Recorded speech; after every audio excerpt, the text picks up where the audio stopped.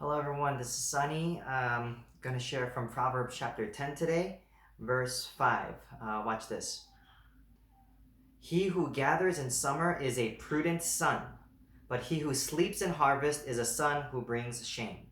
I'll read it again. He who gathers in summer is a prudent son, but he who sleeps in harvest is a son who brings shame.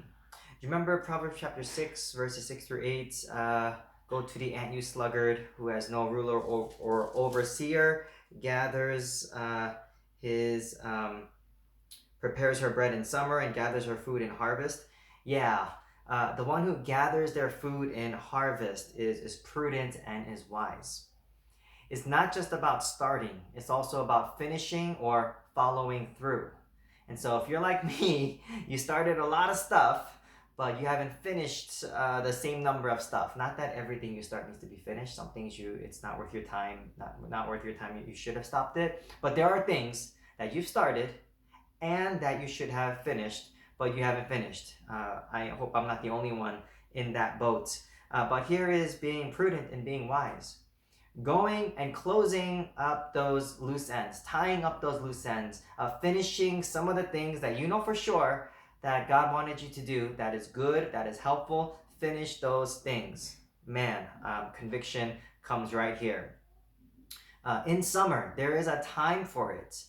We won't always have time. We won't always be able to finish things we've started. And so while it is day, while we have the time, we are to prepare, and not sleep in harvest. So we need to learn to gather and to follow through and to conclude well, not just start well.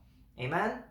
Amen. So what is it that you started that you need to finish? Do you have like something that you can finish in a day, a week, a month, a year? Let's think about these things.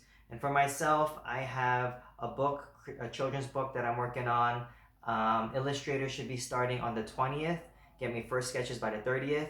I have another manuscript that I'm complete with as well, children's book. And if this illustrator works well, I'm excited to work with him again.